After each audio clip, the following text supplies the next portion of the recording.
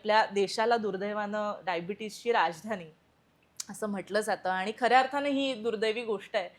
जशी जीवनशैली बदलत चालली आहे तसं लोकांमध्ये डायबिटीजचा परिणाम किंवा प्रमाण जे आहे ते कशाप्रकारे जाणवतोय आणि त्याचा आपल्या शरीरावर विशेषतः वजनावरती सातत्यानं कसा परिणाम होताना तुम्हाला दिसतोय?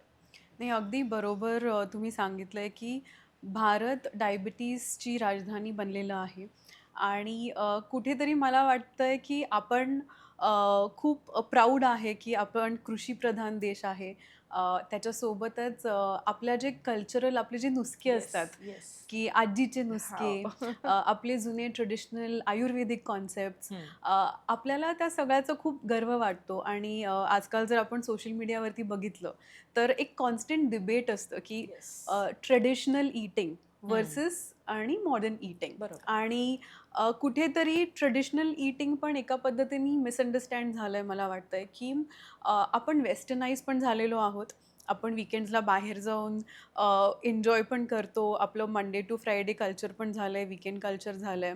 त्याच्यासोबत ग्रोसरी मार्केट किंवा फूड इंडस्ट्री ड्रास्टिकली बदलली आहे. येस. फूड स्टँडर्ड्स बदललेत हं. आणि ह्या पार्श्वभूमीवरती आपल्याला तरीही काही ट्रेडिशनल गोष्टी आपण चुकीच्या पद्धतीने आत्मसात करतो. एक्झॅक्टली. आणि ह्याचं बिगेस्ट मला कारण वाटतंय, की आपण भाजी-पोळी खूप ग्लोरिफाय करतो, की ते बरोबर. खूप हेल्दी आहे येस. आणि आपण वर्षानुवर्ष खात आलेलो अगदी आहे. शाळेमध्ये सुद्धा या पोळी भाजीचा पोळी डब्बा. भाजी, येस. आणि आजकाल म्हणजे मी हो. खूप पेशंट्सला भेटते आणि ते मला म्हणतात, की "मी भाजी-पोळी खाते आणि मी खूप हेल्दी खाते."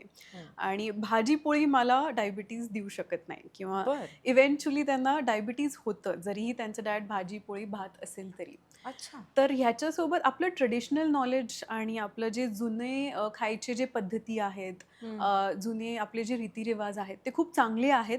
हं. फक्त आपण कुठेतरी ते सगळं पोळी, भाजी, भात आणि ह्याच्यावरतीच आपण अडकलेलो आहेत. बरोबर आहे. सो आय फील की जी आपली जी ट्रेडिशनल महाराष्ट्रीयन थाळी आहे, जर हं, आपण हं, त्याला हं, मॉडिफाय केलं हं.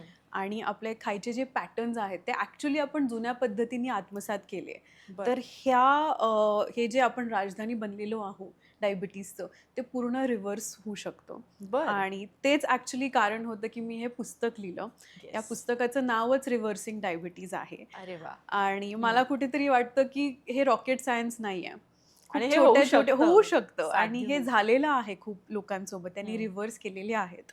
सो मला वाटतं छोट्या-छोटे नुसके आणि छोट्या-छोट्या जर आपण जीवनशैली बदलल्या, हं. तर आपण नक्कीच ह्या टॅगपासून लांब राहू. खरंय, खरंय.